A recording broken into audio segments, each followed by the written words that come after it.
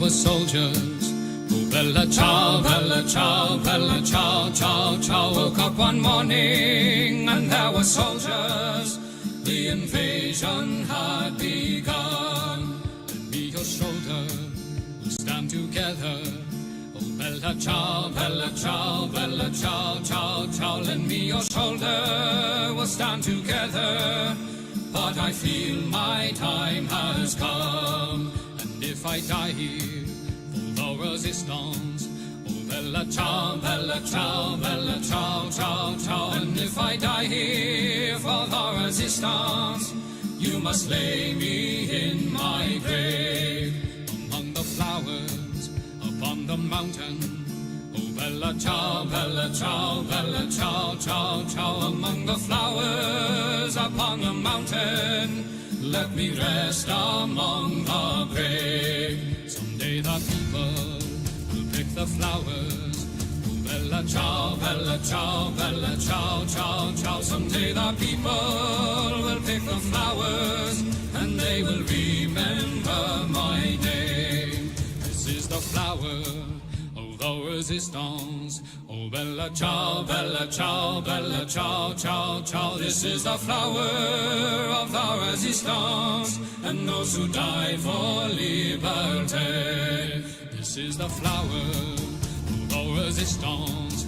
Oh, bella ciao, bella ciao, bella ciao, ciao, ciao. This is the flower of the resistance, and those who died for liberty. This is the flower of our resistance, and those who died for liberty.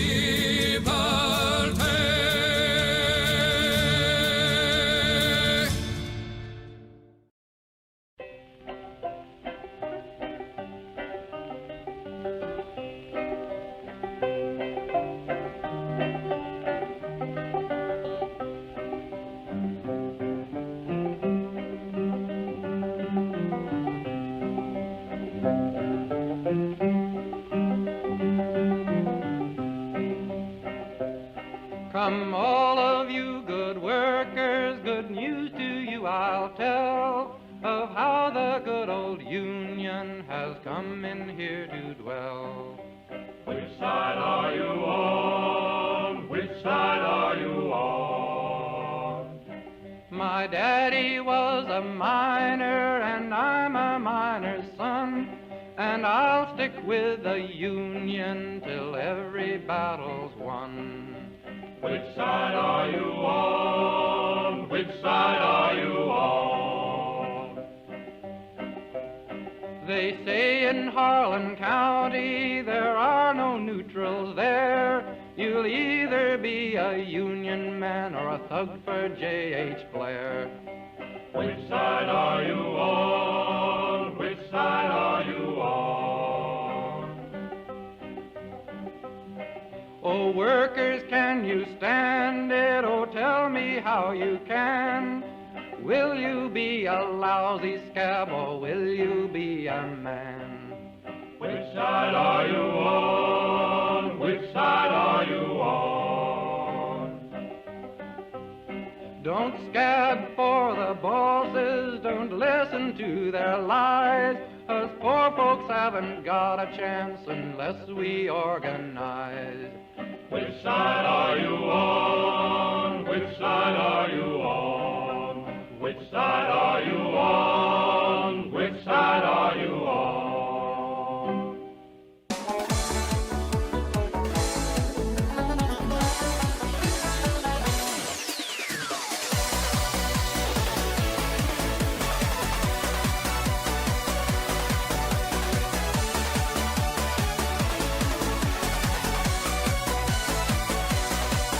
I was born in the Dublin street where the lion runs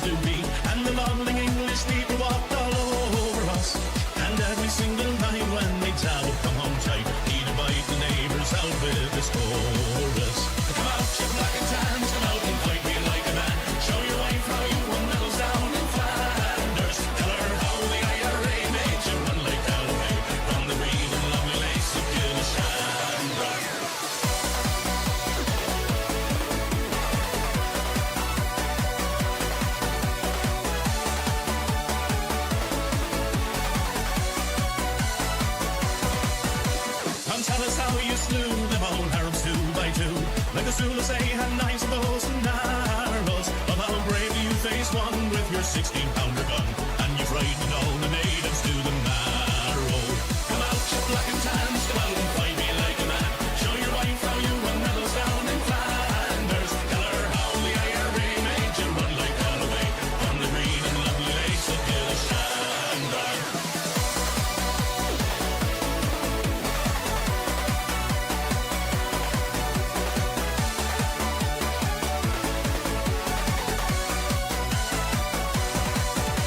Come let us hear you tell how you stand the brave Parnell and taught them well and truly persecuted. Where are the stares and jeers that you proudly let us hear when our heroes of 16 were executed? Come out, you black and tans, come out and fight me like a man. Show your wife how you won medals down in Flanders. Tell her how the IRA made you run like Galloway from the green and lovely lakes of Gilshandra.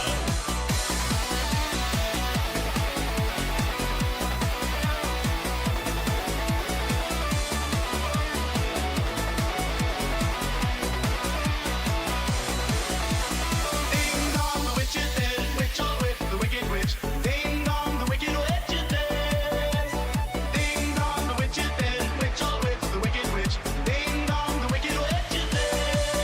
Oh, come out, you pretty sons, come out and fight without your guns. Show your wife how you won medals up in Derry. You murdered 16 men and you'll do the same again. So get out of here and take your bloody army. Come out, you black and tans, come out and fight me like a man. Show your wife how you won medals down in Flanders. Tell her how the IRA You're made not you doing run. well then. No, I'm fine. I'm just apparently I I just thought say your voice I just sounded a bit. no. I mean I Yeah. thank you for I wasn't self-conscious about my voice until you mentioned that. Yeah, it sounds fucking awful. Now you should think about the rest of the show. Thank you. Yeah. I don't know what else to say. Anyway, Well, we've got a sick person in with us though. Oh, we do. well, yeah, they're a leftist, obviously. Yeah. True. Anyway, how are we, gentlemen? Are we well? Yeah, pretty good Curtis actually. is. Yeah, Curtis Yeah. is doing Oh, I mean, fine. Ben's it was fun. I'm I'm fine. fucking dying. We're all dying, We've just got a very word for that. slowly. It's called pussy. Exactly. some of us are dying faster than others. Fuck Skill you, issue. Curtis. Skill issue. issue, yeah. I would just choose not to get infections and shit. So you know, This is Exactly. true. some of us are built different. I'm just saying, you know. Anyway, everyone on my end, hello. We're doing Normal Island, so that's why you can hear other voices, disembodied. Yes. All right. Okay, I've just hit live, initializing now. Nice. Kevin, I didn't see your message till hours later. No, that's when I fine. gave Like, the access, so I'm like, shit, you've only had a few hours to have a look at that. no, So well, bad. no, that's absolutely fine because, like, I just wanted to not be blindsided because, like, I think the only time I've ever been on this show where I wasn't expecting one was that fucking Ahmed Jalili tweet, which I hadn't seen. So if I hadn't checked the notes, I'd have been fucked on that one. But yeah, no. But like I know all these stories. I just need to know, you Yeah, know. but you're shit hot though, aren't you? So don't be I lazy. I am absolutely shit hot. Yes, that is correct. But you know what? So are you two as well. Just saying. Aw, thanks. I know I've got a fever. Exactly. You are. Ironically, you're too hot right now. Yeah. Literally. Yeah. Just putting it on, trying to get sympathy. If it I gets am. us like money though, then sick. I mean, that's what we're about. We're not really left wing. Exactly. Don't Yeah. say sick to me. Yeah, I did like that idea that like Zack was like only joined the Green Party to grift, and it's like, mate, you do not know how little money there is on our side of politics. Yeah. Exactly. I Exactly. reckon We don't get Soros checks every week at all. If we at Turn Left decided to like do some right wing shit, start with some like culture war shit, we'll get 100,000 subscribers by the end of the year, easy. And I Oh yeah. Probably by the end of the week. Yeah. Well, you've got, well, the thing is, you've got to go. Not only have you got to go right wing, you've got to start having massive eyebrows as well. That's the thing. that can be arranged. Yeah, let's go. Shall we start the old Yeah, let's go for it. countdown? Cool. apparently you're flirting with us backstage, Kevin, which is definitely true. Yeah. Oh, absolutely. No, I will say this now. Flattery will get you everywhere, and that's why I do it. Yeah, it won't get you access to my house, though. No, but a crowbar will. So. So I gladly let you in, Kevin. Yeah, but it's not hot if you would let me in. But you've only got a 2-hour limit, and then you got to fucking go.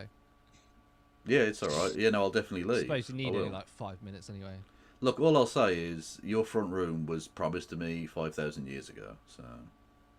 It's in my bottom. No, your front room. What? Oh. What you said something else then? I mean, I was doing an Israel joke, but on this one particular occasion, it wasn't also a joke about them being rapists. This one time, so. Yeah. I mean, to be fair, rape in Israel, given the story, It is rape they Wakanda. quantize Yeah, it. that is true. Very true. Man. We are Right. gonna get fucking cancelled, though, aren't we, from these sort of chats? Yeah. But it's okay, because again, you can do the right-wing grift. It'd be a lot more profitable. True. Yeah. True. I could do that. We're all fine. Start talking about, like, working class concerns about immigration. That's the way. Oh, that's your that's in. the entry point, isn't Yeah, it? exactly. That's the in. You that's- don't want to go too hard, but if you do the immigration concerns of working class people, you're onto something. Exactly. You've got to sort of build up to. You can't go straight in with the. We've got to start with Blue Labour, and then we get onto like Exactly, yeah. conservative reform and stuff like that. It's actually much Can't more be left. too obvious about it. Look. Control of borders is a left-wing issue. Okay, that's all I'm saying. You know, it's that shit. Okay. We need to reclaim nationalism. Yeah, pricks. Honestly, Mike Tapp can fucking terms of service. Anyway. 10 seconds. Yes, let us. Oh shit! I haven't turned my fucking. 10 seconds.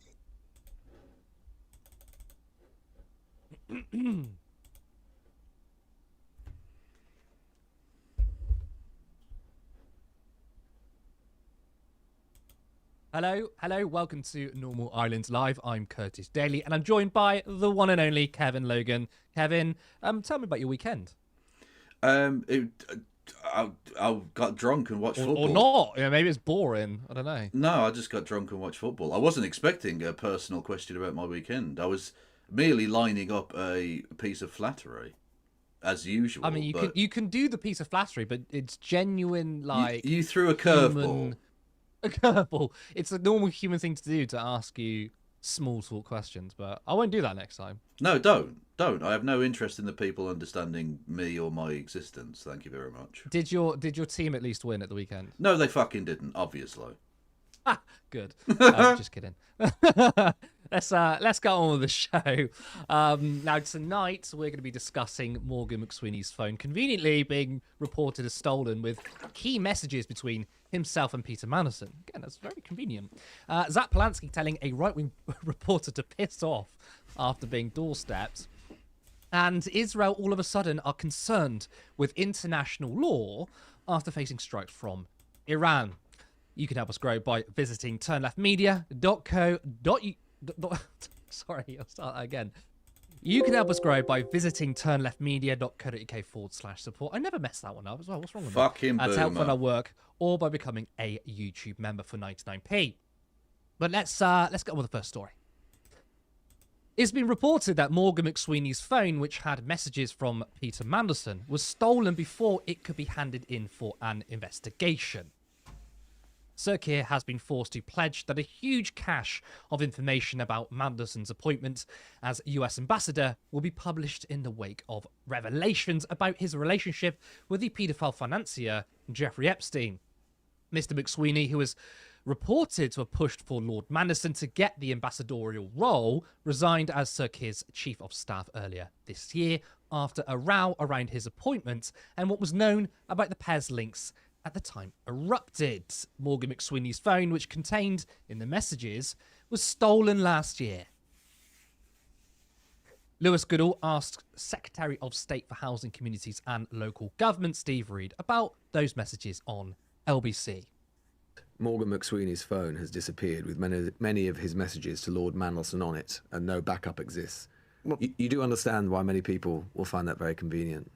Well, as I understand it, that was a theft that was reported months before the whole Mandelson situation even began. No backup. Prime Minister's Chief of Staff has no backup of his messages. Well, I don't know what he does or doesn't have in terms of doesn't seem ideal, does it? But his phone was stolen, and he reported it at the time, and it was well in advance of anything happening around the Mandelson situation. I remember when Boris Johnson's phone, all the WhatsApp mysteriously disappeared on that. I remember Labour shadow ministers being pretty incredulous. Yes, and that happened after he had been required to provide it. Morgan reported the theft of his phone months, I think it was maybe even over a year before the whole situation arose, so there's no comparison. So the defence here is that it was stolen and reported before the investigation, and it was all just a coincidence. However, it's not unreasonable to suggest that the government knew an investigation was looming, and McSweeney ditched the phone, made a report that the phone was stolen to cover their tracks. Now, look, we don't have concrete proof that this was done deliberately, but this is a remarkable coincidence. And why those messages weren't backed up makes it look all the more incriminating. Although, according to The Independent, some messages between McSweeney and Mandelson are in the hands of the Cabinet Office. It's also worth pointing out that McSweeney pushed for Mandelson's appointment, which led to his resignation. Kevin, I know a lot of this is speculation, but that's one hell of a coincidence, isn't it? Yes. Anyone who genuinely believes that this is a natural occurrence and that no chicanery has taken place, please contact me. I have not one but several bridges to sell you. This is complete bullshit. Let's just call it exactly what it is. This is a lie, yet another lie. And even if we were incredibly charitable and generous in order to accede to this absurd story, this childish excuse, the government have made a rod for their own backs in terms of people believing that such a coincidence had taken place, because they have lied about everything at every turn. Not just the fact that, obviously, if we can go back to Keir Starmer's election as Labour Party leader, broken every single pledge he made there, broken pretty much every pledge he made at the general election, and indeed has done things that were not in the manifesto directly against the interests and beliefs of the British public. But, of course, in this particular story, they have lied about everything at every turn. Not only did they lie about the extent to which they understood the relationship between Peter Mandelson and Jeffrey Epstein, before appointing Peter Mandelson as ambassador to the United States, but they lied about lying about that as well. So they literally compound lied about everything. They claimed that the intelligence briefing that had been given to Keir Starmer was not there, even though we know it was on his desk the day he went to Parliament and claimed that he had confidence in Peter Mandelson 2 days before, of course, sacking him. He also, they lied about... they also lied about the national security interest in denying the initial request of both opposition and their own MPs to have these documents released about Peter Mandelson and Jeffrey Epstein and the intelligence briefings and all of that, until, of course, the humble address was put forward and they realised they had no legal standing on this, and so completely backtracked on that and said that actually, yeah, it's fine, there probably isn't a national security interest at all, and just acceded to it rather than it going through, which would be embarrassing.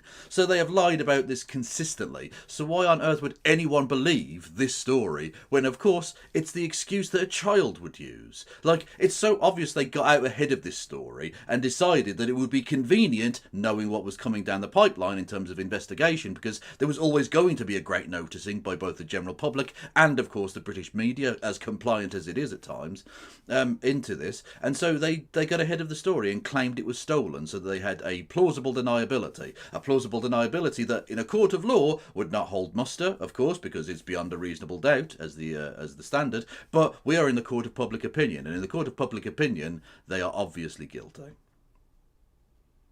Yeah, I mean, I don't think any sort of previous lies from the government would have made a difference in this particular aspect, because I think when it comes to being linked to a paedophile, and the excuse is basically a dog ate my homework kind of excuse. Yeah. Like, no one's going to buy it anyway. But it certainly doesn't help with the last 2 years of pretty much gaslighting in line from this government, right? Yeah. Also, to add into the context of all of this is that Keir Starmer lied about his knowledge of Peter Mandelson, saying, I didn't know anything about Peter Mandelson before I made him ambassador, but the leaks report showed that actually he was warned about Peter Mandelson. And I make this point every single time, though.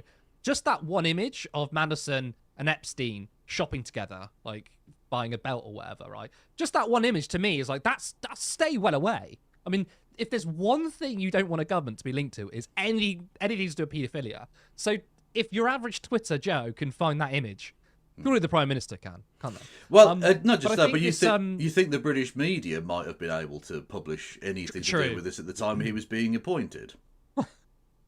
You would think that. But I do think, though, this sort of adds into the wider context of this government being so incompetent. One thing we were promised, well, many things were promised, right? But one of the things we were promised at the 2024 general election, we spoke about this so many times, is that these are the adults in the room.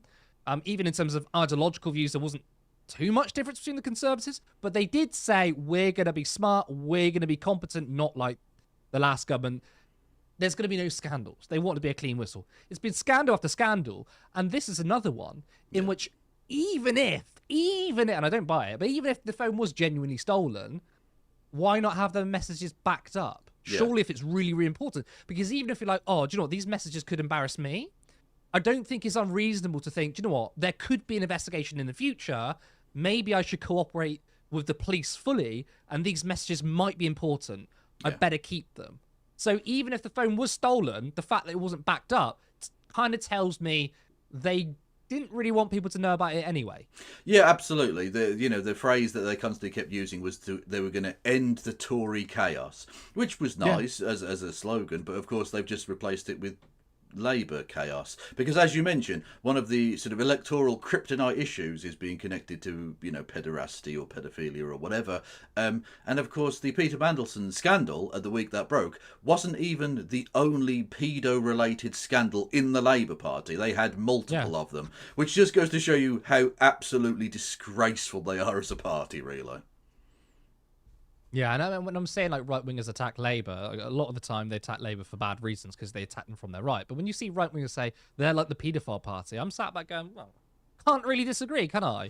Well, you can't. They're not the only ones who are like the paedophile Well, exactly. party. Like literally, Parliament is a hive of scum and villainy, be it about paedophilia or indeed the rape and sexual assault of adults as well, which is replete and commonplace, whether it be parliamentarians watching pornography in the House of Commons chamber itself multiple times, whether it's abuses of the expenses system, which, by the way, is yet another time bomb waiting to explode again, because the reforms that were brought in were pathetically insufficient, as of course they were going to, because MPs marked their own homework on this. The Tories attacking them as the pedo party, like, that's true, but it's very much the meme of the two Spider-Mans pointing at one another. They're literally the same set of sexually abusive, corrupt, power-hungry gobshites. Completely agree. Let's move on to our next story. The right wing are not happy with Zack Polansky after he was rudely interrupted in an interview with a student by a man named Will Coleshill from Vox Populi. Zack didn't hold back. Darren Grimes shared the video and said this. Zack Polansky gets asked a simple question on why his party chose to support decriminalisation of abortion until birth, a grim policy. Polansky's response? Piss off. He didn't even defend his own party policy.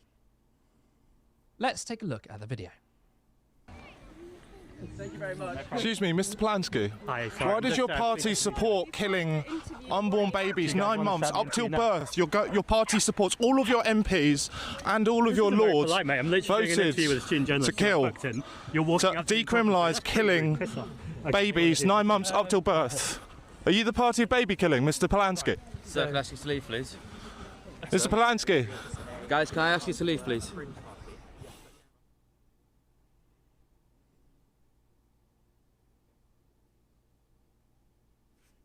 Curtis, sound. No sound. Excuse me, I was on mute there. Boomer!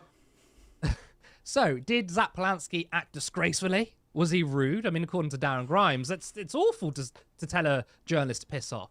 This so-called journalist went up to him and said, "Do you support baby killing?" I mean, what do you expect's going to happen? And by the way, he was doing an interview with a student, right? And in the middle of it, he interrupted him and said, "Oh, does your party support baby killing?" Too right, he got told to piss off. I absolutely loved it, by the way. Now, who are Vox Populi? Well, it's a far-right organisation. They even sell remigration merch. Apparel of the unconquered. Remember who you are. Dress the part. And attached to the tweet is millions must go. Generation remigration. 2 words. Detain, deport. Yeah, some pretty fash stuff there. Now, what is this claim that the Greens support killing babies up until birth? I mean, what a crazy way to frame such an issue. But is it true? Do the Greens back abortion up to birth? And back in May last year, Labour's Tonya Antonazi tabled an amendment that sought to remove the criminalisation of abortion. It would mean women would no longer be criminalised under the Offences Against the Person Act of 1861, the piece of legislation, the piece of Victorian legislation, that most recent abortion cases have been prosecuted under. Nor would they be criminalised under the Infant Life Preservation Act of 1929, which carries the offence of child destruction. And you can hear, I mean, 1929, 1841, these are archaic pieces of legislation. Now, Antonazi said, "We've seen a sharp rise in the number of women and girls facing criminal investigations following pregnancy loss and abortion," she said. "It's just wrong to put women in this situation, to put them into the criminal justice system, because this is not a criminal law issue. This is essentially a healthcare matter." Now, Nicola Packer faced prosecution for an abortion. She waited nearly 5 years for her case to appear in court, and she was subsequently cleared by a jury at the Isleworth Crown Court. The law being changed is backed by medical experts, including the British Medical Association, the Royal College of Midwives, the Royal College of Nursing, and the Royal College of General Practitioners. It's about overturning an archaic piece of legislation that punishes women for the right to choose. But where do abortions up to birth come in? Well, currently, legal abortions have a limit of 24 weeks. Well, just last week, the House of Lords debated this policy whilst trying to remove the amendment from Antonazi to remove criminalisation. But again, how does this link to allowing how does this link to allowing abortions up to birth? Abortion in England and Wales currently remains a criminal offence, but is legal with an authorised provider up to 24 weeks, with very limited circumstances allowing one after this time, such as when the mother's life is at risk or the child will be born with a severe disability. So, it is true that in very, very rare circumstances, abortion can happen after 24 weeks as an emergency. But this is already the law. That hasn't changed. So why the outcry from right-wing media organisations? Well, because the amendment is to remove criminality from women, and that passed. Vox Populi has twisted this issue completely. Despite regulations on abortion time not changing, they're trying to say that because women are no longer at risk of prosecution for abortions, that means in the extremely rare circumstances that a late-term abortion goes ahead, this means that anyone who supports the amendment supports killing children and supporting abortions up to birth. Now, why does this relate to the Greens? Well, the amendment was supported by Green MPs Carla Denyer and Sian Berry. Kevin, before we talk about abortions, going back to Zack's reaction, I mean, I loved it. It was funny. But do you think there's going to be those who would look at that and be like, oh, I'm a bit put off by the way he handled it? No, I don't think anyone will be put off by it. Certainly not anyone who might even vote for him. This was the correct response. When doorstepped by lunatic right-wingers, tell them to piss off. It's the only response that I think really works for them, because they need the oxygen of you talking to them, of the publicity of all of that. Don't give it to them. they are worthy of nothing but contempt. So show them that contempt and get on with your day. Don't fall into the trap that so many do, and it's perfectly understandable as a public servant to want to address these issues and give, detailed policy briefs. But these people are not interested in any of that. They don't want an explanation. As you pointed out, it's the bait and switch here of Darren Grimes saying, oh, he was asked about his party's policy about abortion, blah, blah, blah, which sounds perfectly reasonable. And then you show the clip and it's him going, do you want to murder babies? Like, it's ridiculous, obviously. Of course you should tell someone like that to piss off, because that's the only response that they're worthy of, frankly. Also, just as an interesting aside, if you want to talk about organisations that like to kill babies, maybe go and ask that question to the IDF, or the American Armed Forces, who just killed 160 girls in a school in Iran. If you really were interested in anyone killing children. Yeah, no, this was the perfect response from Zack Polansky, and any reasonable person who might vote for the Green Party would not be put off by this at all. He played it perfectly well. Yeah, I agree. And it's funny, if you care about abortions when it comes to rights for women, but don't care about children dying when it comes to America and the IDF, you don't care about children. Yeah. But of course, as we know, medical experts say it's not a viable fetus until after 24 weeks. And it is in the extremities in which people's lives are at risk, but the way in which this has been weaponized as you want to kill children up to birth. And look, in the very rare circumstances abortion after 24 weeks happens, right? It could be 25 weeks, 26 weeks, but there's this sort of picture, and it's from the Christian right. Yeah. I'm going to talk about that in a second, which is that, oh no, they're literally like killing babies like the day before the baby's born. Like, it's fully developed and they're just shooting it. Like, that's the image they want to see. Well, it's an importation of the same American culture war nonsense, this post-birth abortion. Yankification crap. Yeah, exactly. De-Yankification now and forever. It's importing in the same way that the panic around trans people and toilets and all this sort of stuff. It's an importation of American culture war rhetoric because it's worked in America, which doesn't seem to work as well in Britain because we don't have a kind of religious right as such. Not to say we don't have right-wingers who are religious, but we don't have like an organised political structure in that same way because evangelicals are basically non-existent in Britain for the most part. But it's an importation of that because they think it's a successful strategy, and of course they will do anything to avoid talking about economics because they know on that front their system is wholly broken. The system they created and they wanted is destroying lives, and so they will talk about anything except economics. I feel like you kind of sort of answered my question. I'm going to ask Gunnar because we can probably expand on this. Please do. I think you're right. Okay, there's no Christian fundamentalism in the likes of America, but do you think this does worry you that abortion could be back on the agenda? We've had Nigel Farage, I believe, last year or the year before, questioned it, and he's had money come from far right and Christian fundamentalist groups. And when reading about this story, there were sort of pro-life Christian groups involved in this. So do you think there is a potential rise in Christian fundamentalism? Now, to add a caveat to this, when we saw the Unite the Right rally, which had many far-right figures there were many young men, British young men, who were saying about God and all this sort of stuff, and it was like very yankified sort of religious talk, because we are quite famous for not being that religious, but there was a lot of that there. Maybe it's only in the sort of small corner of society. But my question is, do you think there's a potential worry that there could be a spike in this sort of behaviour, political sectarianism and groups in the Christian fundamentalist right? I don't think there's a particular risk of there being an increase in Christian fundamentalism as such. I don't see that the numbers are going to change massively. What might happen, and there's always a risk of this, and this is one of the ways in which fascism begins to take hold and manifest itself, is that the Christian fundamentalists who do exist start to become an overrepresented minority in the political discussion. They become a much noisier and much louder force than they actually are, as I think you've shown by the Unite the Right rally, right?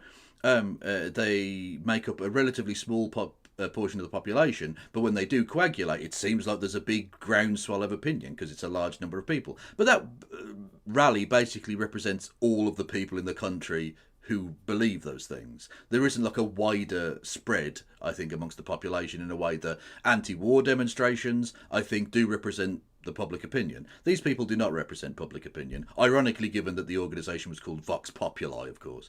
But the real threat is, I think the trans issue, if you want to call it that, although I don't want to respond, talk about people as if they're an issue, because that's pretty demeaning, but the political discussion, I think, is a perfect example of the way in which the real threat isn't that the overall number of people become larger in terms of the political discourse, it's that they start to burrow into the system. They start to pass pieces of legislation, they start to do regulatory capture and capture of organisations, to the point where they begin to dictate the discussion, which does then begin to influence public opinion, and we've seen that in the passing of anti-trans pieces of legislation, or at least the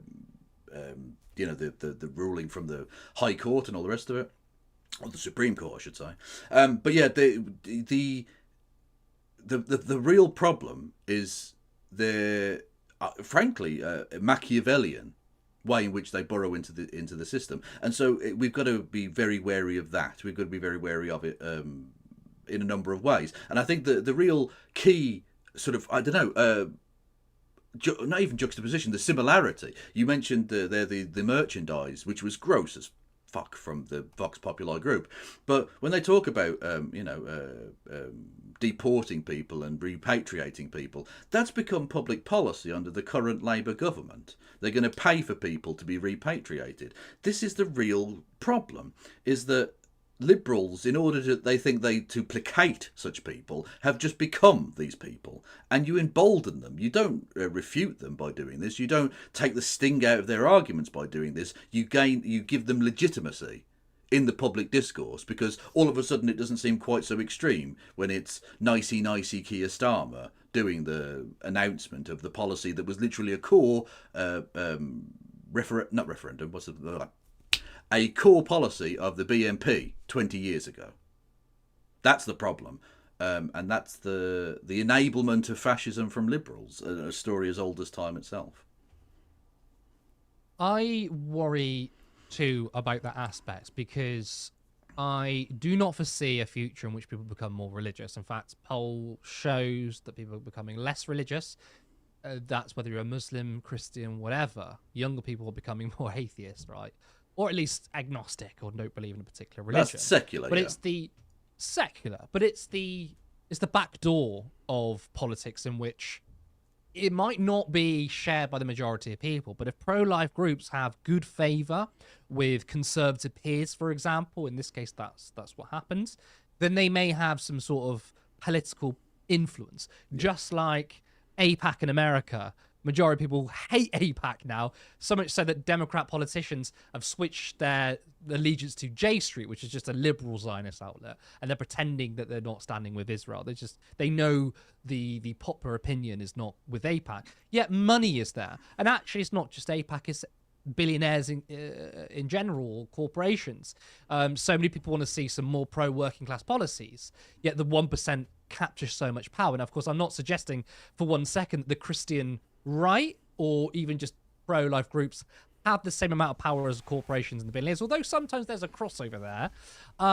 It does worry me in that aspect. In terms of the way, going back to Darren Grimes' tweet, okay, he didn't say the Greens support killing babies. I don't think that's something he would say, not because he's has any integrity, but I think he would know even that sort of language, people would be like, that's bullshit. But he did say, well, don't the Greens support termination up to birth?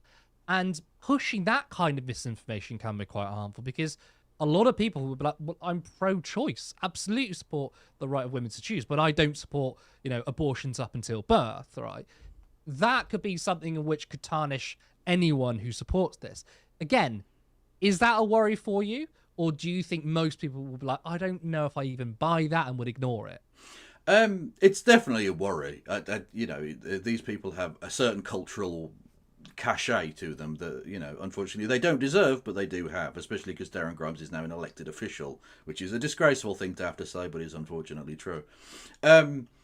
Yeah, it's definitely a worry because they will influence some part of the population, and that in of itself is worrying. Any amount of the metastasization of the cancer at the heart of British body politic right now is a worry. I think most people, reasonable people, would not buy into this, but the fact that any people would is a damning indictment of the British education system. Frankly, that anyone is that stupid, uneducated, and ignorant to believe that any of this nonsense is true. But unfortunately, it is, and these people get to vote and be part of the national discourse. And so, yeah, it is definitely worrying. How you combat that is, again, through education to an extent, through mobilising against the far right to an extent. Although, in of itself, that is complicated, because I don't know if you've been aware of this rally that's planned against the far right in the summer, but, like, they've got Labour MPs that are going to be appearing there. And I think to myself, how can you join in common cause against the far right with the Labour Party that are now planning to repatriate people with money? Which, again, was a core part of the BNP's manifesto back in the day. And it's been a talking point for fascists for decades now. These people are not opponents of the far right. They are enablers of the far right. And so you can't really find common cause with them. They're trying to sort of whitewash, I think, their own credentials ahead of a general election in a few years, which is going to be very difficult. And so we needn't ally ourselves with these people, I think. And so it's complicated, but there are ways in which we can fight back against it, because I don't think that Darren Grimes' arguments are particularly convincing to most people, especially because they're obviously nonsense. Like, no one in their right mind thinks that either Antonia Antonazzi or any other reasonable person wants to randomly kill babies as they're coming out. Like, it's ridiculous. And again, as you pointed out earlier, which we're probably going to touch on a little bit later on, there are organisations and groups of people that are killing babies, and it's not those that believe in women's rights. It's the IEF. The idea that they care about children at all, given that it's all of these mother flippers are funded by far-right American dark money, which is literally, look, from MAGA, which is literally a one-person political revolution led by a man who is a paedophile. And a rapist. Paedophile and a rapist. Yeah. Yeah. Okay, let's move on. But before we go on to our final story, you know what I'm going to say? It's 2026. We want this to be a big year for Turn Left. We want to be far more ambitious than last year and to really put us on the map. We would like 2026 to be the year where we can finally have a studio for our contributors to be paid for the work we do. Your support over the years has been amazing, and we are ready to take this to the next level. We rely on small donations, so if you want to be part of a media organisation that seeks to destroy the oligarchs, then please head over to turnleftmedia.co.uk/support. There you can support us monthly on Patreon, or there is another link for a one-time contribution. Of course, you can also become a YouTube member for 99p. Final story. So it seems that Israel is suddenly concerned with war crimes. Now they've been on the wrong end of strikes from Iran. The Israel Foreign Ministry tweeted this. The Iranian regime devastated Arad and Dimona by deliberately striking civilians with missiles. Over 100 people were injured, including children. A blatant war crime, pure terrorism. Pro-Israel journalist David Collier said, "This is what remains of a kindergarten in Rishon LeZion, an Iranian ballistic missile attack today. Expect absolutely no media coverage whatsoever and no angry condemnations from human rights groups." Just a caveat, it's not been reported there's been any deaths from that particular strike. I'm not saying that striking kindergartens is good, by the way. But I also find it funny. It's like there's going to be a media blackout over this, as if, yes, the media are obviously biased against Israel. Now, following the strikes, Israel has called on the UN to issue an emergency meeting. Breaking, Israel requests emergency session at UN Security Council, accusing Iran of using banned cluster munitions. Israel routinely uses both cluster bombs and white phosphorus on Palestinians. Well, that's a bit fucking rich, isn't it? The same UN who are supposedly anti-Semitic, who supposedly support Hamas, is now needed by Israel. The same Israel who have broken international law countless times. I mean, do you think the world feels any sympathy for Israel, especially after this shocking story? And warning, this is extremely disturbing. Israeli soldiers subjected a 1-year-old child in central Gaza to torture to pressure his father into making confessions during an interrogation, Palestine TV reported Sunday, citing Palestinian journalist Osama al-Khalaut. It aired footage showing injuries to the child, identified as Karim, after he was detained by Israeli forces near the Al-Maghazi refugee camp in the central Gaza Strip. The forces tortured the child in front of his father, including burning one of his legs with cigarettes, pricking him and inserting a nail into his leg, as confirmed by a medical report. The child was released about 10 hours later and handed over to his family through the International Committee of the Red Cross in Al-Maghazi, while the father remains in Israeli detention. A baby. Israel forces tortured a baby. So no, people will not feel sympathy for a state that's engaged in multiple wars, genocide, and is now crying they are facing just a tiny fraction of the way they treat others. And whilst all of this happens, British media is still complicit in the crimes of Israel. In an exchange between Green Party leader Zack Polansky and the BBC's Nick Robinson, Robinson refused to label what Israel is doing as a genocide. Israel's genocide in Gaza, and I know we'll get into a conversation about definitions, but even if you just call it the mass killing of lots of innocent people, I think has demonstrated exactly what they were saying to me. The word, of course, matters, and I don't want to have a debate about the word, but I do want it noted that no court has said it's genocide, and Israel completely rejects the idea it's genocide. But as you say, you call it mass killing, you also call it I feel I need to respond, though, that Amnesty International, various human rights organisations, and the UN Special Rapporteur, as well as lots and lots of genocide scholars. In a sense, I don't want to drag us into a debate about language, but it's only fair to point that out. Now, Zack he was rightly called out by Zack afterwards. So Zack Polansky tweeted this. Amnesty International say what is happening in Palestine is... you've got graphic 11 there. Did I not include that? That's a later graphic. Maybe one before that? I don't think we have graphic 11. Yeah. One before that one you just shown. Nah, I'm just guessing at this point. I showed graphic 11 before. That was graphic 11. That one. Okay, maybe the one before that one, because that's the preceding one. One before that is a video. Okay, all right, sorry, we don't have graphic 11. I'll read it out to you. Amnesty International say what is happening in Palestine is a genocide. The UN Special Rapporteur says it's a genocide. Countless genocide scholars say it's a genocide. How are we still doing this, and why is the BBC doing this? We'll add the graphic in post. And Nick Robinson replied to defend his position. One before that one, sorry. There we go. Simple answer, Zack. Our job is to report. We interview you and those you quote who use the word genocide. We do the same for those who disagree. We also report that no international court has yet made a judgment, nor has the UN. That's not me or the BBC taking sides or downplaying what's happened in Gaza. It's doing our job. Now, unsurprisingly, Robinson was called out on his bullshit. Sociologist and academic Martin Shaw responded with, "But Nick, you don't interview those who use the word genocide. I'm one of the most prominent British genocide scholars, and I called Israel's genocide in October 2023.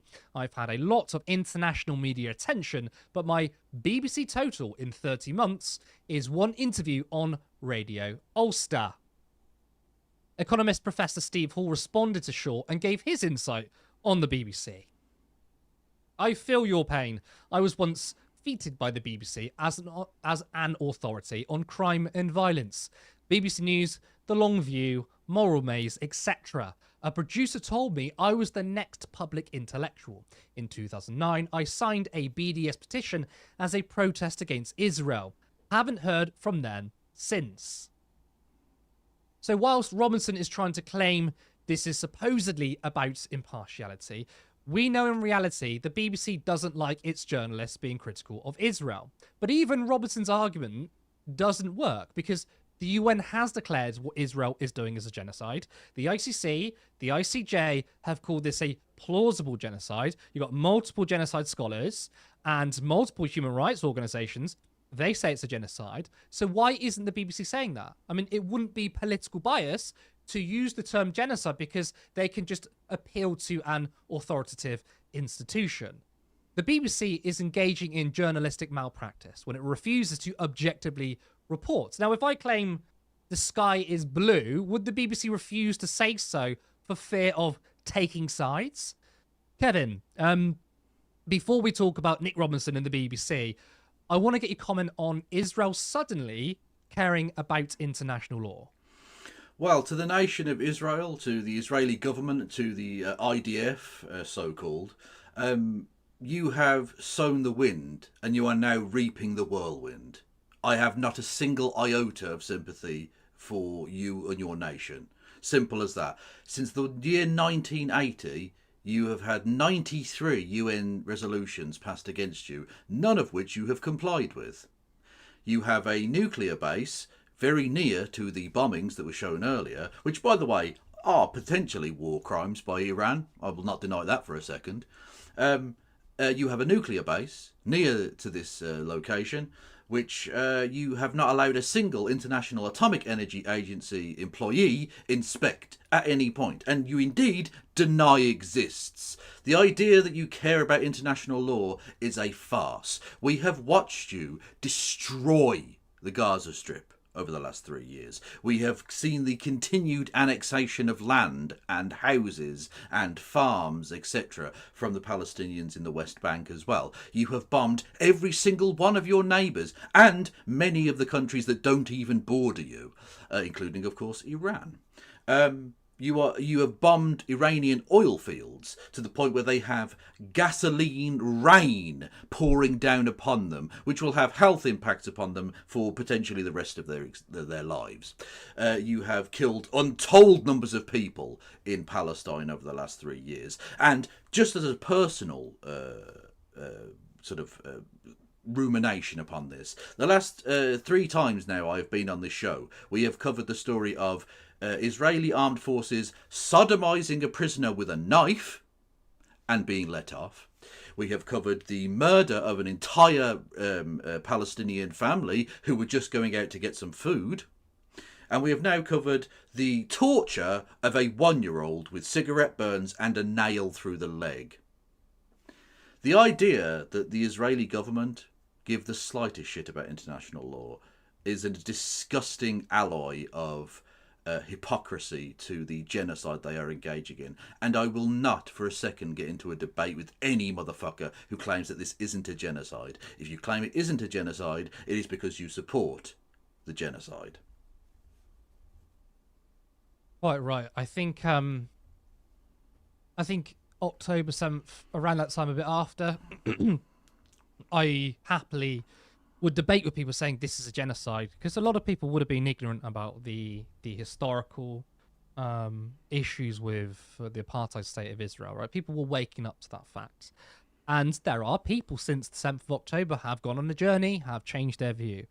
In the year 2026, where hundreds of thousands of people have been slaughtered, where I've seen images of teenagers be burnt to death, just talking about that story where a 1-year-old was tortured, you could come up with the most depraved crimes in your head, and you still probably couldn't imagine it being as bad as what the IDF has done. The most moral army in the world. Please. The most moral army in the world. Last week we talked about, as you pointed out, someone was raped with a knife. They had anal fissures and tears, broken ribs, you name it. And not only were they let off, there was a right to rape protest where many Israelis, I think settlers, were demanding these people be released. One of the people involved in the sexual assault went on Israeli media had their face covered, but went on Israeli media, defended their actions, and people in the audience clapped that person. This is not just an issue with the government. You look at polling and you look at interviews such as Abby Martin, who went to Israel years ago, and recent ones. This is an epidemic of sickness within Israeli society. The data backs that up.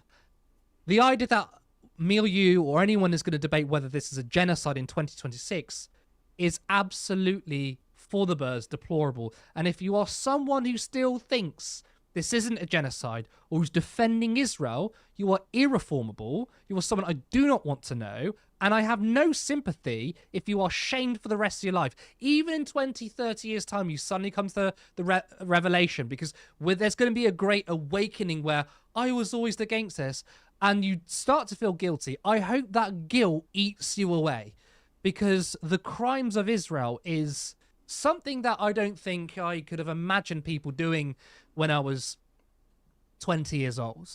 And day after day, we're seeing horrific stories like that. Poor one-year-old Karim being tortured. Yeah, the Israeli government are such human rights abusers that they'll probably be given the FIFA Peace Prize next year. Right, exactly. Which is the irony is the international community have done really nothing about it. Yes, we've had certain resolutions. Yes, we've had people condemn it, but really the institutions have been there. Okay, let's talk about the second part of the story. What do you make of the interaction between Robinson and Polansky in that clip, and Robinson's subsequent defence? Honestly, I don't know who I have more contempt for, the people doing the genocide or the people supporting the genocide. They're both disgusting, reprehensible vermin. Yeah, Nick Robinson is not a journalist in any real sense at all. Neither are any number of the other people who are running cover for the Israeli government. Again, as was pointed out by one of the tweets you showed, they don't interview people who say it's genocide because, of course, they're running dogs for the Israeli government and nothing more. Again, as with the Christian right, I suppose in this case Zionist right, whatever, have done institutional capture on the BBC, on our political system, on our police forces, any number of different organisations which are there to, in theory, protect and serve the British people, but do no such thing because Israel basically is beyond reproach, according to the British establishment, which goes to show you that the British establishment do not care about the opinions of the British people, which are overwhelmingly against the actions of the Israeli government, both over the last 3 years and over the last 80 years. Nick Robinson is a joke and a clown. Zack Polansky did the right thing in calling this a genocide, as indeed he did the right thing in telling that other guy to piss off. Maybe in future it would be better if you could told Nick Robinson to piss off, because he is just as contemptible in my eyes as any other far-right piece of shit. Now, of course, Turn Left is biased. We admit that. It's literally called Turn Left, and we are quite literally offering politics from a left-wing socialist perspective. That's fine. I don't care if people call us biased because we are. I also understand that the BBC wants to be impartial. The thing is, though, and part of the reason why I started Turn Left is I'm sick and tired of mainstream media outlets not being objective. They always appeal to subjectivity. They always appeal to, not being biased. But in this instance, just a little bit of objective reporting would say, okay, the UN, the ICJ, the ICC, human rights organisations, genocide scholars, right, have all said this one thing. It wouldn't be biased for Nick Robinson to say, okay, Zack Polansky, you're saying this is a genocide, and to be fair, you are referring to all these organisations that says so. In fact, BBC journalists should be more often going to Israel defenders or Israeli ambassadors saying, all these organisations are calling this a genocide. That would not be biased because you are appealing to an authoritative institution, yet they refuse to do it. Yeah, exactly. Yeah, I mean, the point about the BBC, or indeed journalists in general, is that they will always jump to the defence of Israel by saying, well, Israel denies that. They don't do that for anything else. Nope. No, they're absolutely fine with that. And as to the comparison between your fine organisation and the BBC, there is a significant difference because, A, like you say, it's in the name. You're called Turn Left. You're not hiding anything. You're not pretending to be completely impartial on all of this. And secondly, you're not receiving public money. No one is being arrested or fined for not paying for Turn Left. the British government or the British state is not represented by Turn Left in the way that the British Broadcasting Corporation very much is. So it is incumbent upon them as a public service organisation with the word British in it, therefore representing in theory the people of Britain, to actually be impartial. And they are not. They are very, very partial towards the Israeli government. Yep. Absolutely. I think we'll wrap that up there. We're going to bring in Ben, who is actually very poorly, but he's our producer tonight. Ben, how are you holding up? I'm sick. How are you holding up? Yeah, Kevin is going to have a lot of sympathy with me, especially because I can mute him without him being able to do anything about it. So he's going to be very sympathetic and nice to me now. Of course. Anyway, so let's do donos first. Let's get the donos out of the way first of all. I say out of the way. We are very grateful for your donations. Yeah, that was very disparaging. I don't know why I said it like that. Oh, yeah, a little bit disparaging. Yeah, let's get through these pleb comments, shall we? Come on. Yes. The people who keep the lights on. Okay, Michael, thank you very much for getting gifting a membership. Thank you very much for that. Appreciate it.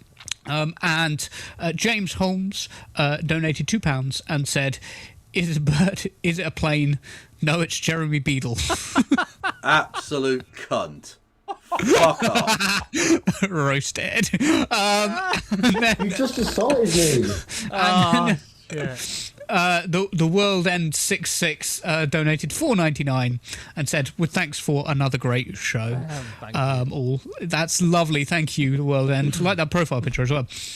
Okay, let's get to some of the comments. So going back to the first story about Morgan McSweeney's phone, Jim Speak, I think, rightly pointed out that if... that didn't come across. There we go. If your phone was full of compromat, would you be that chill about it disappearing? Really? Full of state secrets.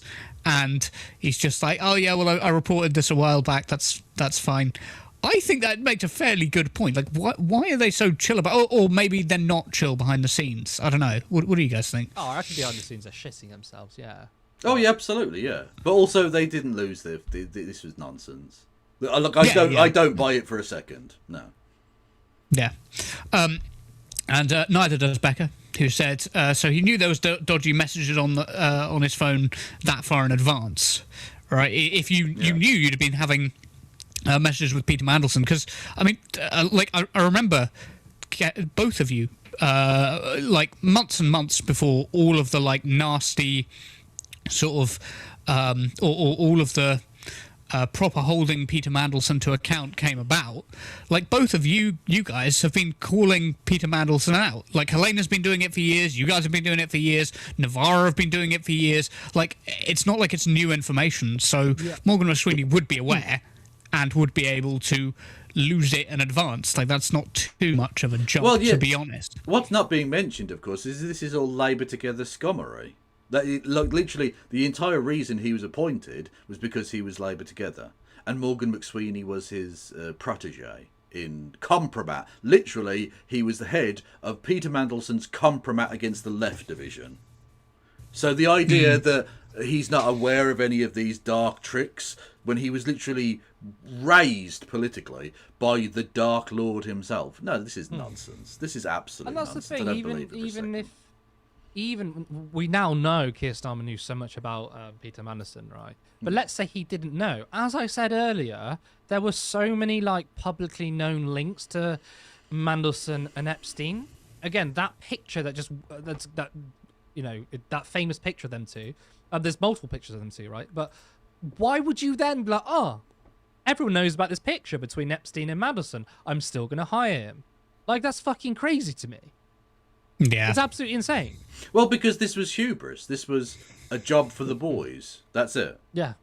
There was this wasn't a rational decision, because there's no way you would ever put him into that position if it was rational. This was also political factionalism, which is the entire Keir Starmer project. I think as well, the hubris side is that Keir Starmer believed, well, because I'm part of the establishment and Manderson is part of the establishment and Morgan McSweeney is, will be protected. They won't throw us under the bus. And this is the thing, the establishment is like a self-eating cancer that will throw people under the bus for their greater good. And Manderson, I think, was one of those people who was like, he doesn't actually have as much prominence as some other people. We can throw him under the bus. But I feel like they were like, do you know what? We are part of the establishment. We're in the club. We'll be fine. Oh, you're fucking not, because they will throw you under the bus to protect themselves. Yeah, 100%. Yeah. Yeah, we got a couple of donations come through. So Rachel said, get Cog a hot toddy or 3. Say no to producer abuse. Yes, I already did. I already turned Kevin's microphone off. No. He can't actually talk to us right now. No. Like this. See? Being... Let's turn it back on. being against producer abuse is revisionist deviationism. Okay, producers need to be abused to keep them in their proper order. Okay. We treat our producers too nicely, don't we? Yeah, absolutely. Goat Boy 2042 donated £5 and said, got to meet Zack Polansky when he came to Peterborough the other day. I agree with Kev. The man's an absolute Chad. Amazing. What a beautiful description. True, but my condolences on you being from Peterborough. Yeah, I've never been, so I can't. It is a, let's say, an acquired taste. And there was a lot of love for Kev in the chat today. Indeed, Jim Speak said Kev's such a fucking great contributor. Zero bullshit and harsh truths. And that was, I think, just after you said. It was just after you replied about the Morgan McSweeney phone stuff, and your comment was just straight up like, nope, I don't believe a word of it. Yeah, and that is what people love to see. And Rachel similarly said, all hail the Kevolution. We love that Kevolution. And then when Curtis came back on after the video of Zack being harassed, and he was on mute, somebody put in the chat, somebody called Natalism put in the chat, mime Curtis. It's silent movie Curtis. Yeah, you could have just guessed what I said. Yes. Yeah. And Edward Sexby said, Zack was in Norwich last Saturday. I swear my moobs got bigger, which was a brilliant comment. I love that. True. Are you gonna comment on Norwich being a shithole as well, Kev? I've been to Norwich. It's all right. It's fine. Oh, it's all right. It's acceptable. Which is the best city in England? The best city I've ever been to. I mean, unfortunately, I hate the place, but London. I suppose you woke liberal lefty. It's the only city in the country that's genuinely one of the world's, big cities. Yeah, okay, fine. Can anyone explain to me why I hear Curtis in an Catherine Tate Irish accent? What? That is such a random thing to say. I love that. Door. I don't know what that means. So on the abortion question, Specs says right-wingers want women to be pregnant but don't care about kids when they are born. Yep, 100%. I think we all agree with that. And Becca said... Exactly, they're not pro-life, they're pro-forced birth. Yeah, 100%. All the welfare programmes that help children, suddenly Conservatives absolutely exactly. The Conservatives look. The idea that conservatism is pro-life when they've been going, oh, we should only feed the first 2 of their children. Right, exactly. Literally, yeah. And I think it's worth pointing out, as Becca said, 93% of abortions are less than 12 weeks, then less than 1% after 24 weeks. And it's worth saying that under this still leaves the protections of the 1967 Abortion Act in place. So after 24 weeks, typically the protections that are given are the conditions under which you can have an abortion are that a fetus is passed away. So if it's going to be born stillborn, or the fetus will pass away within the first month of leaving the mother's womb. or that it's a threat to the mother's life or well-being. I think actually, because like for example, if you were going through a pregnancy that would leave you like unable to walk after the pregnancy for whatever reason, you wouldn't be expected to go through with that pregnancy. There are conditions for that. We have a very fine example of where this kind of right-wing, religiously inspired shittery gets us just across the water in the Republic of Ireland, which thankfully has now, or is in the process of passing a constitutional amendment on this, because we've had several examples. One very notable one of a woman who had what was called an ectopic pregnancy, which basically meant the child would die, but unless they essentially did the abortion, the mother would also die. And because of the law, which outlawed abortion in any way whatsoever, the doctors legally just had to watch as she bled out on a table. And she passed away. How's that for your compassion? Yeah, so particularly horrific cases happen in Ireland. There was also...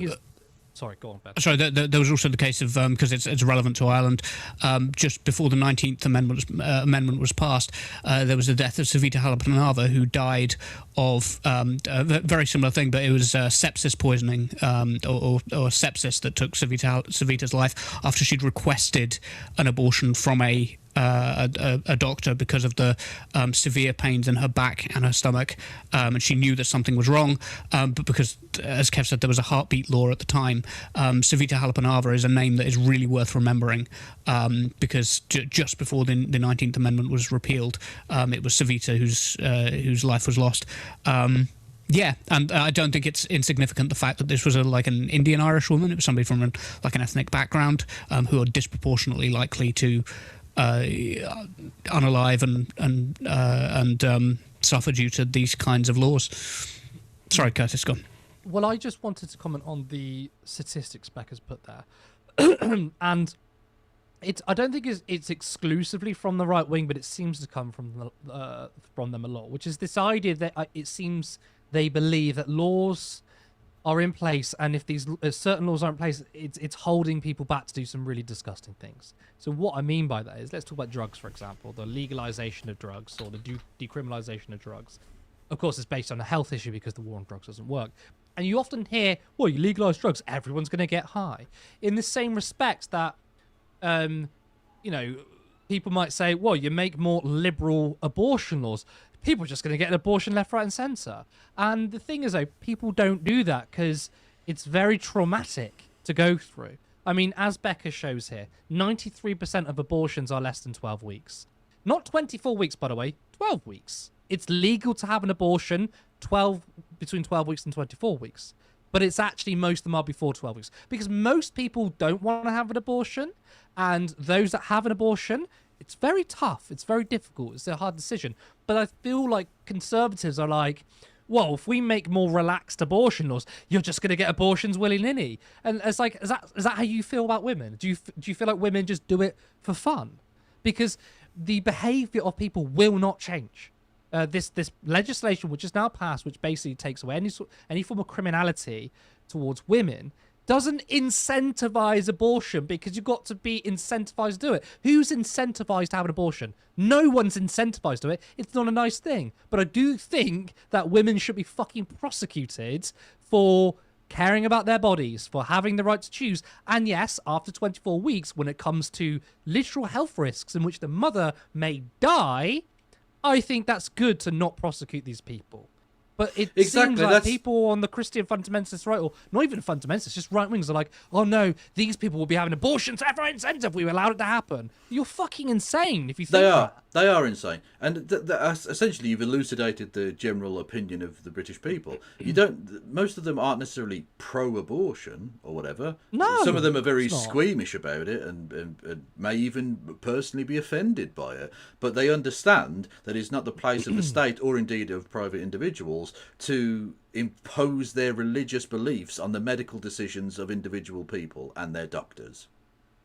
Yeah, simple as that. That's very well put. No one is expecting people should be pro-abortion or relaxed about it. We are simply saying maybe your view should not be imposed on other people, and neither should the state. The way you feel about abortion is absolutely fine. I don't feel good about abortion.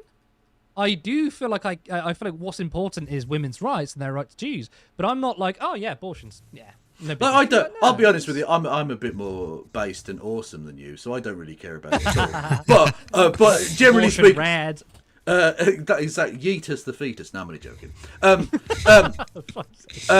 but generally speaking, like the average person sort of either doesn't care about it or is a bit kind of, like it's not something they would personally necessarily do, but it should be up to the individual in consultation with their doctor to decide on their own medical needs. It's nothing to do with like the state stepping in and forcing religious observance on people. Fuck that noise. How dare you authoritarian pricks.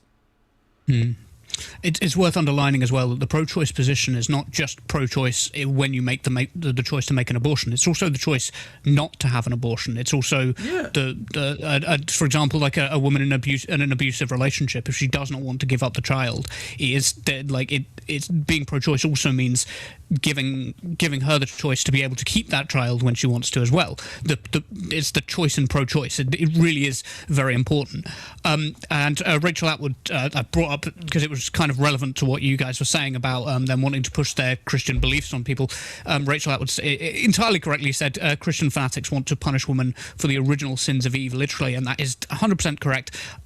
It's not a correct thing to do. Rachel is correct in her analysis of it. It is about punishing women. It is about making women, pushing women back into the household. That is the idea behind it, is to push women and restrict their social mobility, basically. But it's also worth bearing in mind. Sorry, go on. Sorry. No, you were going to make a serious point. I was just going to do a joke. No, go, carry. I knew you were going to do. I know. You were about to say, "Oh, okay, I might support it in that case, weren't you?" No. I was just going to say. I was just going to do some biblical stuff there and just say, like, I don't think all women should be punished for it, but I think Eve should be viewed much more negatively because she was convinced by a fucking snake. Like, it's literally a snake. A reform voter. I think. Yeah, I mean, I think. You know that thing about like male authors on TikTok when it's like the how men write women. I feel like that's that sort of situation. That'll be such a good thing. That's such a good question for my partner because she reads so much, and she said something about like male authors. Like how men write women. Well, she says I don't actually read a lot of male authors, and I don't think she even really does it like on purpose. It's because there is a lot more authors from women, but also I think like there's this. You read the book and if it's talking about women, like, oh, why does that sound so weird? And they're like, oh, it's written by a man. Yeah, that sounds about right. Can I just say to Libology in the chat, they say Eve wasn't real. Okay, well, how come humans are here then? Checkmate, atheists. Checkmate, atheists. Fucking hell. Okay, so what I was going to say actually was about a book, because there is a very interesting book called The Making of the Unborn Patient. It's by an author called Dr. Monica Casper, who at the time was it probably still is, the world's leading authority on fetal surgery. So surgery that's done on fetuses prior to their birth, and this book is actually about the history of fetal surgery. And the reason that I bring that up is one of the conclusions that Dr. Casper comes to is that if you prioritize the well-being of the fetus without prioritizing the well-being of the mother, the history of fetal surgery shows that you end up killing both the mother and the fetus. It's not a pro-life position. It's not a genuinely pro-care position unless you prioritise the needs of the mother and make sure that the mother's well-being is cared for, and that includes her consent. And nobody has the right to commit a continuous invasive medical violation of your bodily autonomy against your will. Nobody has that right. There is no situation you can name to me where somebody can commit a medical violation of your bodily autonomy against your will, and you have no say in that situation. Well, particularly one that's continuous. Well, circumstances where that can happen, though. Well, I would say this, right? I think that one violation of that rule, that precept, is for Americans who make tea in the microwave, they should just be killed. That's a joke. I'm joking. Shut up. Comedy's so illegal. You can't even leave it there. You have to say it's a joke. I was actually going to make a serious point, and then Kevin came with a banger. What does it mean in relation to your parents are like Jehovah's Witnesses, and they're like, we don't believe in certain medical practices, and the child who was under 18 or maybe like 10 years old, and like in that situation where a life-saving surgery could happen, but the parents are like, this is against our religious beliefs. I know it doesn't really happen in the UK, probably more America. In that sense, what does that look like? Or even actually, an adult is recommended some particular surgery, and the doctor's saying you will die if you don't have it, and they're saying, well, it's my belief, I don't want it to happen. What happens there? Do you let these people die? Because doctors and nurses have an obligation to save people's lives, don't they? Then they take. Well, they do. They do, but I'm not sure that overrides the individual person's conscience and self-ownership, right? Like, doctors, the Hippocratic Oath obviously is a very important thing, but I don't think it should override the. Just because someone else independently decides to take an oath means that your bodily autonomy is allowed to be destroyed. Now, I think it's silly if someone denies that kind of treatment, but ultimately, that is their decision. Like, if you don't own yourself, you don't own anything, you know? So the fact that a doctor wants to reduce the amount of harm and doesn't want to do any ill to people is irrelevant to the fact that an individual controls themselves and their own decisions. Yeah, that includes their bodily autonomy, and bodily autonomy is something more than a property right, right? Your bodily autonomy is something that is something that cannot be removed or taken away from you. You can't sell your bodily autonomy to another person, and therefore it doesn't function like a piece of property. Laughs at indentured servitude. Well, exactly. Unless you're going to argue for slavery and indentured servitude, but it's also. I mean, the reason why a great British tradition. We used to be a real country. It's also. It's also the reason the body is so important is because, like, in a moral sort of sense, to sort of paraphrase Immanuel Kant, it's the point where subjectivity and objectivity meet, and at that point, that is something that is completely unique in like moral philosophy, and it's something that we understand to be completely unique. And if we mean to treat people as ends in themselves and never as means to an end, their bodily autonomy always has to be respected. Curtis, did you want to?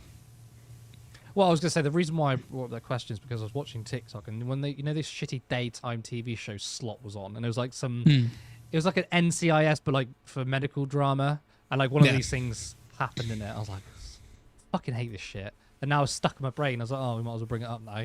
So yeah, that's TikTok Slot making it into the Turn Left Airways. Apologies. Yes.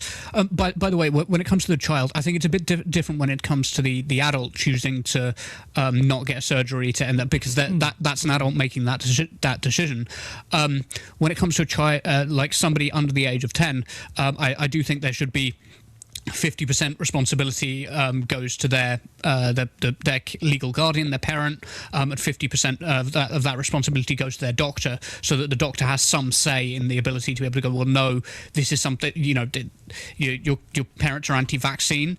At this point, your decision comes into play, and particularly from the age of sort of 11 upwards, I would say that medical autonomy is something that should be primarily handled by the person themselves. Your right to bodily autonomy doesn't change, and your right to define your bodily autonomy doesn't change just because you're a child. Most countries recognise from quite a young age that people have bodily autonomy, and the respect for bodily autonomy is like a fundamental right that overrides another person's right to life, including in, if you guys have seen the film My Sister's Keeper. Have you seen My Sister's Keeper? Okay, watch the film My Sister's Keeper. It's basically it's a film about two young girls. One of them is dying of cancer, and the other one the other one could donate a kidney, and she's refusing to. And the parents are like, "What? Why would you do this?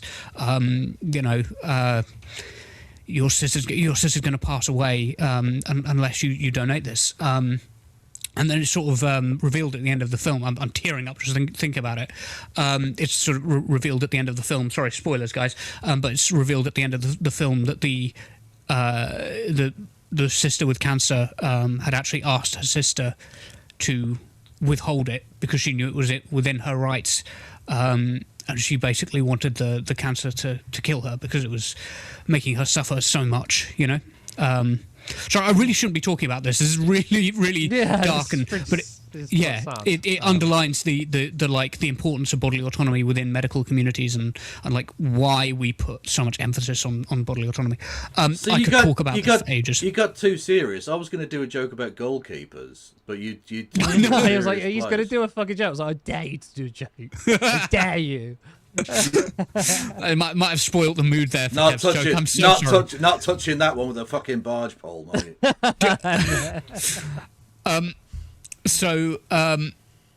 Specs said, I do need a new sticker for the back of my phone. At Turn Left, got on that merch game. And there were a couple of comments about that. Personal merch at the moment, but Oh, that's dope. Send me that immediately. Yeah, it's like a retro version of the logo. Yeah, that's fucking cool. Literally. Like we had quite a few people talking about the merch and stuff. That's something we really, really want to do. But we're trying to find the companies that exploit people the most. Yeah, exactly. Have we got any Bangladeshi sweatshops that want to get involved? Come on now. Especially was like help me in the label. Or ideally, what you want is a factory with suicide nets. Right? That's what you. That's the real stuff. The difficulty is obviously trying to do it with ethical businesses and stuff like that. But that is definitely on the horizon, though. I want to see people out in the streets wearing Turn Left merch. And they're like, oh, what's that on your chest? I'm like, Turn Left. Very nice, very nice. It's also on the road. That's how well known we are. It's also written on a lot of British roads. It is. Do you ever do that thing? Or is it just me when you see a sign that says Turn Left? You go, no, Turn Left. Is that just me? Look, we're famous. I do it with my girlfriend. I'm like, oh, see that? Turn left, and she was like, shut the fuck up, Curtis. I thought it was turning point left. No. No, I don't think so. Is it Turning Point UK left? Yeah, exactly. Turn left. Yeah, turning point UK. Yeah, well, they're not written on roads, so it doesn't count. Exactly, that's bullshit. They fucked up that name. Oliver Carpenter said if international lawmakers have any guts, they would uphold the Israeli complaints, but caveat that punishment would only occur if they answer for their own crimes. After all, the law should apply to all. Now, I don't think, obviously, the Israelis would probably go, nah, fuck that. We want to kill Palestinians more than we want international law upheld. But I do think this would actually be a fairly good way of calling them out because it immediately shows their hypocrisy. What do you guys think of that? Yeah, look, I think law should be universal. Yeah, so yeah, international law should apply to everyone. As I pointed out, the bombings in Israel probably do amount to a war crime by Iran. That's true, and for which the Iranian government should face repercussions. Mm-hmm. But again, as the questioner pointed out, if we imagine that Iran has incurred a legal debt by doing this, then Israel's legal debt is the size of America's actual debt in terms of its many and varied war crimes over, well, let's just say the last 3 years, let alone the decades that preceded them. Yeah, like 90% of those who say they stand up for international law don't, because you're right, they will call out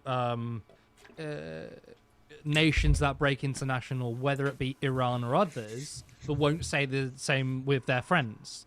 You hear that with so many journalists. I mean, Mehdi Hassan absolutely blasted Piers Morgan one time when Piers Morgan was talking about Russia and Ukraine.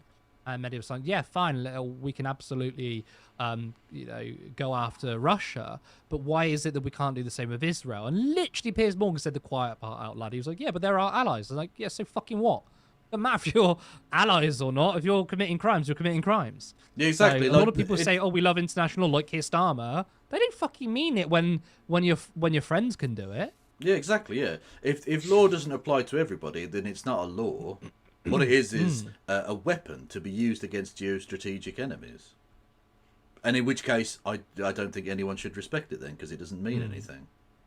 And obviously, Israel are technically friends of the UK, but they're no fucking friend of mine. Yeah, exactly, yeah. Like, they keep being called our allies. I'm sorry, my fucking ally. Like, I'm sorry, do allies often target British journalists with bombs? Sorry. Like at that point, I don't know that you're a very like. If your friends were firing missiles at you, I think you might stop being friends with them.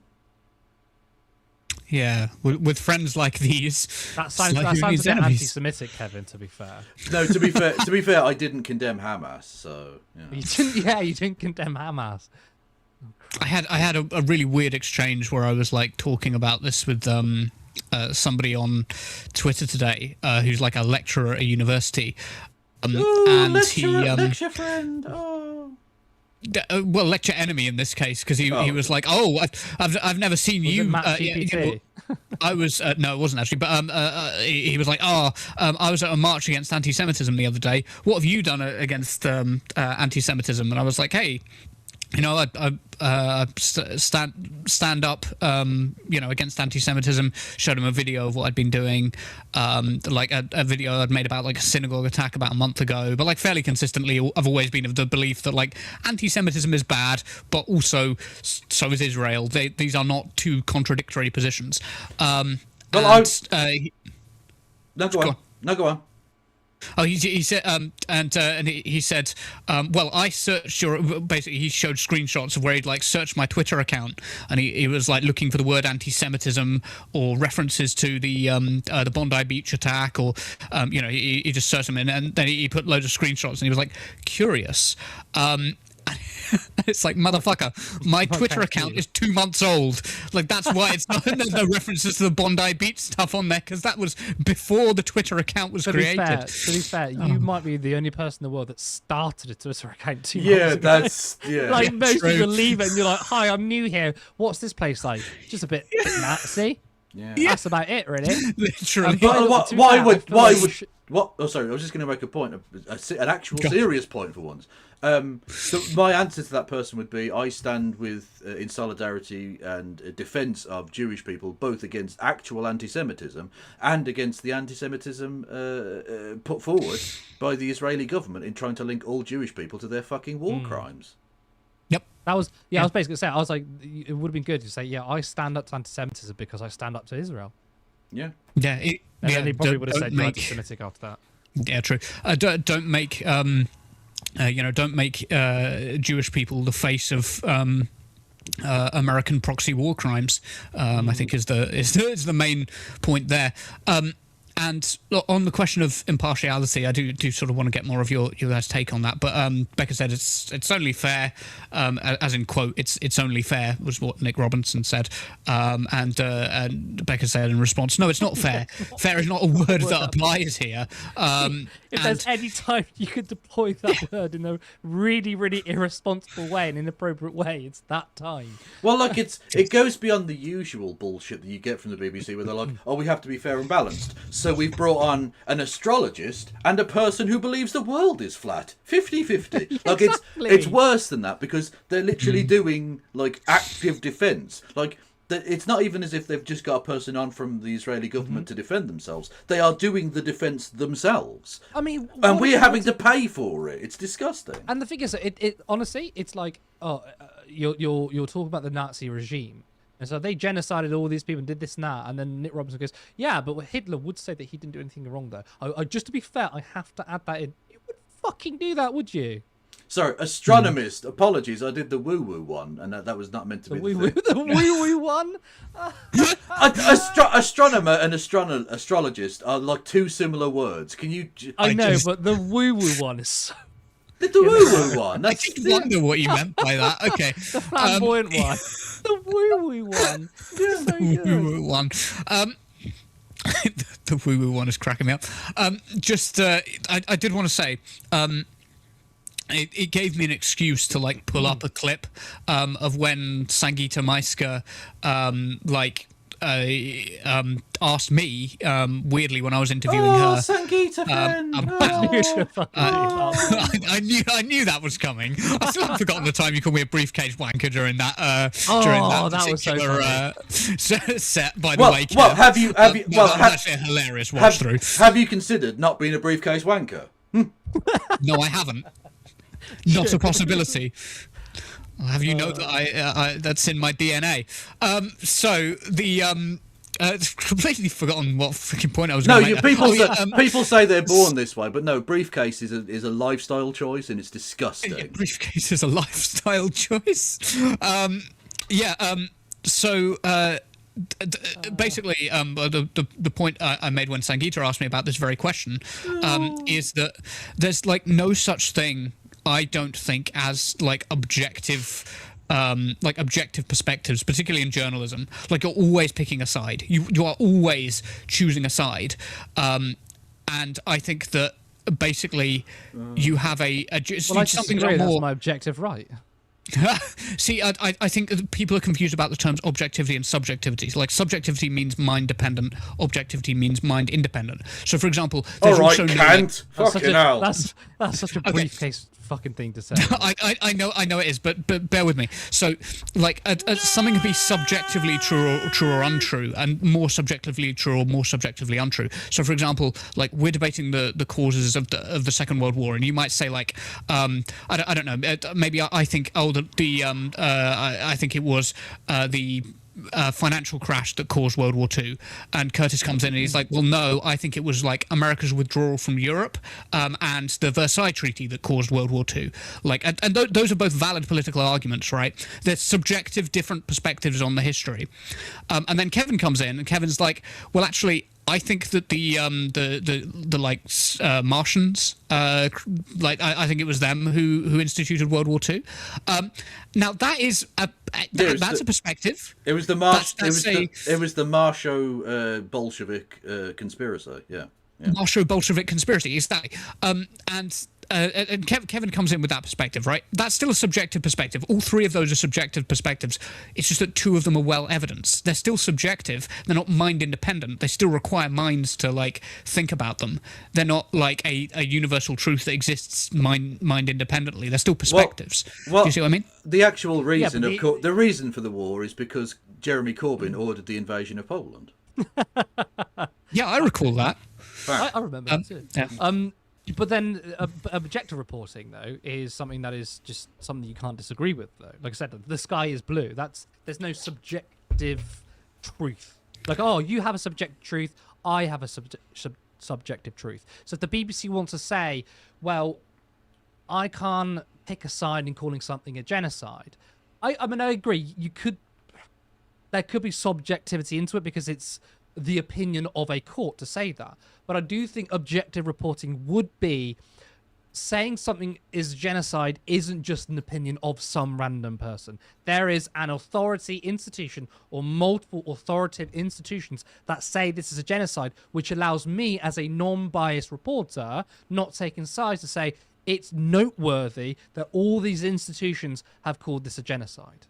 Do you see what I mean? Yeah. I see what you mean, but I still think that's not objectivity. That is well evidenced subjectivity, and that's slightly different. But this is like a really philosophical point, and we're just about to hit 1 hour 30 minutes of the show.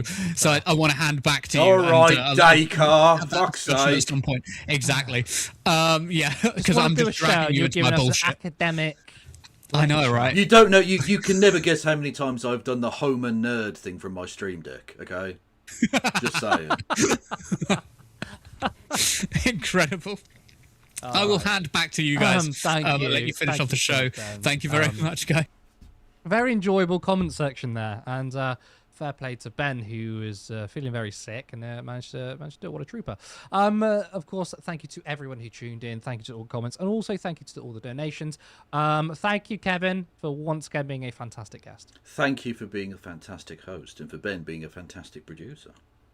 Well, that was really I don't know why that sounded sarcastic. I didn't intend it to be. To be fair, that fucking did, actually. I didn't mean it to be. I just. And I don't think I'm capable. I don't think I'm capable of sincerity anymore. If there's Jeremy Beadle comments in the comment section, you cannot hold me responsible for that. That's True. our viewers. They are independently minded. Yeah. They're subjectively calling you Jeremy Beadle, all right? Thank you. Yeah. But you know what? It's been a fantastic show. Again, thank you to everyone who tuned in. Remember, you can support independent media by going to turnleftmedia.co.uk/support. There is, of course, a link to our Patreon and a link to an individual, and again, they call it Ko-Fi Coffee. I never understand what the name of it is called, but you can give an individual one-time donation. Of course, you could become a YouTube member for 99p. Of course, Normal Island shows are on Monday, Wednesdays, and Fridays at 7:30 p.m. We'll be back on Wednesday at 7:30. I'm Curtis Deddy. Thank you so much, and I'll see you next time. I just realised I forgot to fucking move the link bar, so it still said the last story name for the comment section. Fuck. That's it, you're oh well. fired. Yeah. Let me raid in a second. Yeah. Adolf Hitler, Adolf Hitler, Adolf Hitler. You've got to remember, Kevin is still live on. Yeah, I know. His Fine. Incredible. Fine. Why don't companies want to advertise with me? It's a mystery. I know, right? I can't for the life of me think why not. Honestly, why don't Coca-Cola want to be associated with Adolf Hitler? They did in the fucking 30s, the cunts. Maybe you would be better off in the 30s then, because you would have made the dollar. But we look at Nazis not on a good light. Well, to be fair, I was about to say they're making a fucking comeback. Yeah. They are making they're making a fucking comeback. Yeah. Yeah, that reminds me actually, Curtis. I'm so fed up. Our email must have been leaked onto some list or something because the contact to the Turn Left Media contact email has just been spammed with all of these things that sound really sincere at first, and they're like, "Oh, hi, I'm somebody who watches the show," and I just wanted to suggest this like marketing company. We want to talk to you about how you could improve your media output. They screenshot the homepage of the YouTube channel, so you're like, this is obviously they've actually done the work. They're sincere, and it's like, oh, if we've got a fan mail, it's like, here's how you can improve your SEO. I'm like, fuck off. Yeah. But they follow you up. They reply said, we didn't get a response. Hello, are you still interested? We were never interested, and I never replied to you. Hello, fuck off. And now we're getting the old hey, do you want to do a sponsor? I think we got DJI. DJI was like, oh, do you want to do a review? Yeah, we're a politics show. Just as we were covering the genocide in Israel, before we go on to our next story, have you seen the new DJI microphone? It's very good sound quality. Like, what the fuck is wrong with these people? Yeah. To be fair, DJI, I really do like DJI, and I would like.